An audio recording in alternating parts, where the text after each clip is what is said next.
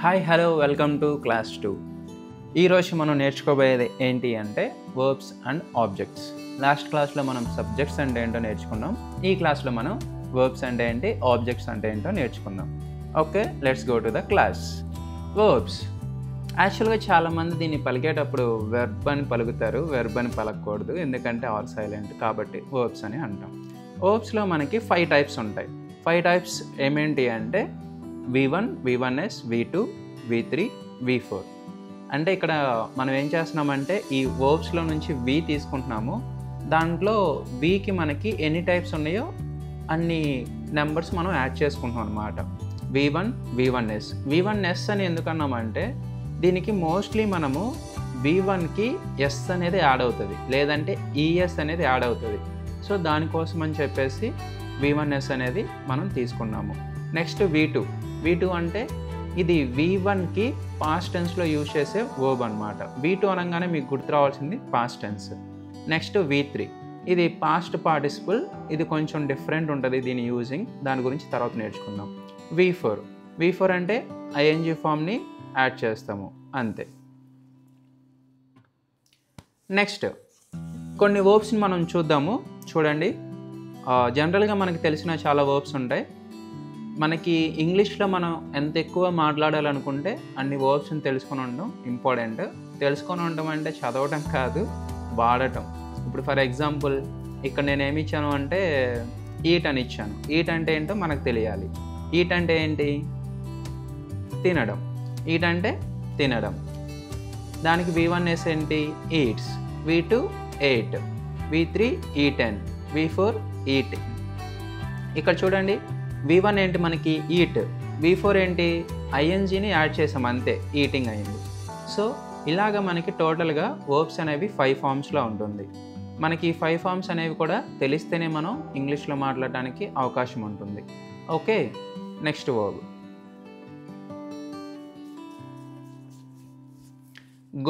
Go అంటే ఏంటి? వెళ్ళటం. Goes, vent, gone, going. So go అంటే వెళ్ళటం, గోస్ అంటే ఇది మనం సింగులర్కి యూజ్ చేస్తాం, వెంట్ అంటే పాస్ట్, గాన్ అంటే ఇది కొంచెం తర్వాత నేర్చుకున్న దాని గురించి, గోయింగ్ అంటే వెళ్తూ ఉండటం. డూ అంటే చేయడం, డస్ అంటే చేయడం, డిడ్ అంటే పాస్ట్ టెన్స్, డన్ అంటే నేర్చుకుందాం దాని గురించి. నెక్స్ట్ డూయింగ్ అంటే చేస్తూ ఉండటం. సో నేను V3 గురించి ఇప్పుడు ఏం చెప్పట్లేదు, మనం ఫర్దర్ క్లాసెస్లో నేర్చుకుందాం. కానీ V3 అనేది ఒకటి ఉంటుంది అనేది అయితే మీరు గుర్తుపెట్టుకోండి. Next come, comes, came, coming. Come అంటే ఏంటి? రావటం. ఇది జాగ్రత్తగా చూడండి, ఈ B ఫామ్స్ అనేవి మనకి చాలా ఇంపార్టెంట్. ఈ B అని 2 ఉంటాయి. ఈ 2ని కూడా మీరు చాలా నీట్గా గుర్తుపెట్టుకొని ట్రై చేయండి. ఇక్కడ నేను అందుకే 2 కూడా నేను ప్రజెంట్ చేశాను.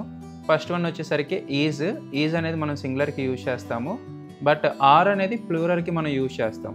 కాకపోతే ఈజ్, ఆర్, దీనికి సంబంధించిన మిగతా అన్నీ కూడా మనకి వీటిని B ఫామ్స్ అంటాము. సో అది మీకు తెలియడం కోసం అని చెప్పేసి V1లో రాశాను. సో V1 అనేది మనకి సింగులర్కే యూజ్ చేస్తాము, ఆర్కి యూజ్ చేయము.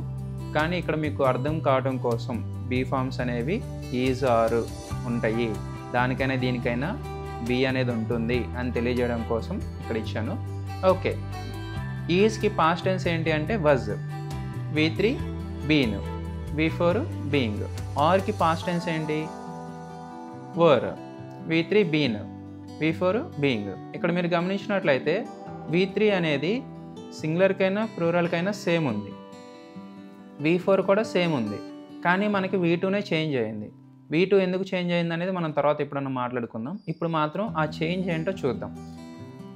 మనకి సింగులర్కి వచ్చేసరికి వజ్ యూజ్ చేస్తాం, అలాగే ప్లూరల్కి వచ్చేసరికి వర్ యూజ్ చేస్తాం, అది గుర్తుపెట్టుకోండి. Next love, loves, loved, loved, loving. Love అంటే తెలుసు కదా, ఇది తెలియని వాళ్ళు ఉండరేమో. ఓకే, ఐ థింక్ మీ అందరికీ తెలిసి ఉంటుంది. లవ్ అంటే ఏంటి? కామెంట్స్ చేయండి. Okay, next have, has, had, having. So ఇక్కడ మీరు ఒకటి గమనించినట్లయితే లవ్ కానీ హ్యావ్ కానీ మనకి V2 ఏదైతే ఉందో V3 కూడా అదే ఉంది సేమ్. అదొకటి మీరు చూడండి. ఇక్కడ హ్యావ్ కూడా V2 హ్యాడే, V3 కూడా హ్యాడే. అదొకసారి చూడండి. ఏంటి అంటే మనకి వర్బ్స్లో మనకి 3 టైప్స్ ఉంటాయి. ఏంటి, ఒక్కొక్కటి ఒక్కొక్క టైప్ ఉంటుంది. V1 ఒక టైప్ ఉంటుంది, V2 ఒక టైప్ ఉంటుంది, V3 ఒక టైప్ ఉంటుంది. ఇంకొక టైప్ ఏంటి అంటే V1 ఒకటి ఉంటుంది, V2 V3 సేమ్ ఉంటాయి. సో ఇంకొకటి ఏంటి అంటే అన్నీ కూడా సేమ్ ఉంటాయి. V1 same, V2 same, V3 కూడా సేమ్. సో నెక్స్ట్ అలాంటి ఎగ్జాంపుల్స్ వస్తే అప్పుడు చూద్దాం. ఇప్పుడైతే హ్యావ్ అంటే ఏంటి అంటే కలిగి ఉండటం. హ్యాజ్ అనేది మనం సింగులర్కి యూజ్ చేస్తాం. సో సింగులర్స్ ఏంటి అనేది మీరు నేర్చుకున్నారు కదా సబ్జెక్ట్స్లో. సో వాటికి సంబంధించి చెప్పేటప్పుడు హ్యాజ్ అనేది అలా యూజ్ చేస్తాం. ఫర్ ఎగ్జాంపుల్ నాకు బైక్ ఉంది అని చెప్పాను అనుకో, ఐకి ఏమొస్తుంది, ప్లూరల్కి ఏది యూజ్ చేస్తామో అదే వస్తుంది అని చెప్పాను. అదేంటి, V1. I have a bike.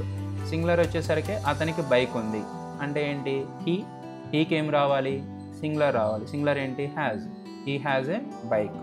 So అలాగ మనం దాన్ని యూజ్ చేస్తాం. నెక్స్ట్ ఇక్కడ చూడండి, నేను చెప్పాను కదా మీకు మనకి V1, V2, V3 సేమ్ ఉంటుందని. సో అలాంటి వర్డ్స్లో ఇది ఒకటి. ఈ వర్బ్ అనేది 3 కూడా సేమ్ ఉంటాయి. Let, let's, letting. లెట్ అంటే ఏంటి, అనుమతించటం. స్టడీ, స్టడీస్, స్టడీయింగ్ అంటే చదవటం. Learn, learning. లెర్న్ అంటే నేర్చుకోవటం. Sleeps, sleeping నిద్రపోవటం. సో ఇలాగ మనకి వర్బ్స్లో 5 ఫామ్స్ ఉంటాయి. వీటిని మీరు జాగ్రత్తగా నేర్చుకోండి, గుర్తుపెట్టుకోండి. వర్బ్స్ ఎన్ని ఫామ్స్, టోటల్గా 5 forms. ఏమేంటివి, V1, V1s, V2, V3, V4. Okay, next మనం నేర్చుకునేది ఏంటి అంటే ఆబ్జెక్ట్స్. సో ఈ ఆబ్జెక్ట్స్ అంటే ఏం లేదు, సబ్జెక్ట్ ఏదైతే ఉంటుందో అది ఏదన్నా ఒక పని చేస్తుంది. ఆ చేసే పనినే మనం వర్బ్ అంటాం. దాని తర్వాత ఉండేది దాన్ని మనం ఆబ్జెక్ట్ అంటాం. For example I have a bike అన్నాను ఇందాక. ఐ హ్యావ్ ఏ బైక్ అంటే ఐ అనేది ఏంటి, సబ్జెక్ట్. హ్యావ్ అనేది ఏంటి, వర్బ్. బైక్ అనేది ఏమవుతుంది అప్పుడు, ఆటోమేటిక్గా ఆబ్జెక్ట్ అవుతుంది. నేను ఆఫీస్లో ఉన్నాను, I am in the office. So office అనేది ఏంటి, ఆబ్జెక్ట్. నేను నిన్న మ్యూజిక్ విన్నాను, ఏమంటాం దానికి అప్పుడు, I listened to the music. నేను నిన్న క్లాస్కి రాలేదు, I was absent yesterday's class. So అలాగనమాట. సబ్జెక్టు వర్బ్ కాకుండా మిగతాది ఏముంటుందో దాన్ని మనం ఆబ్జెక్ట్ అనుకుంటాం. మనకు సబ్జెక్ట్ ఏదైతే ఉంటుందో అది చేసే పని అవ్వచ్చు, లేదా అది ఉండే సిచ్యువేషన్ అవ్వచ్చు.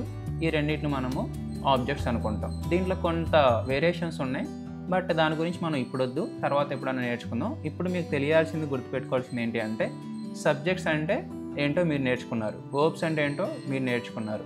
ఇప్పుడు ఆబ్జెక్ట్స్ అంటే ఏంటి, సబ్జెక్ట్ ఏదైనా ఒక పని చేస్తే ఆ పని చేసిన దానికి తాలూకు ఏదైతే ఉంటాయో వర్డ్స్, వాటిని మనము ఆబ్జెక్ట్స్ అంటాము.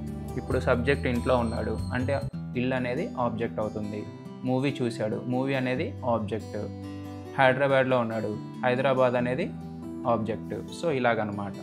Thank you for watching. మీకు కనుక ఈ వీడియో నచ్చితే షేర్ చేయండి, లైక్ చేయండి, అలాగే కామెంట్ చేయండి. ఎవరికైతే యూస్ఫుల్ ఉంటుందో, ఎవరైతే ఇంగ్లీష్ నేర్చుకోవాలనుకుంటున్నారో వాళ్ళకి షేర్ చేయండి. Thank you so much for watching.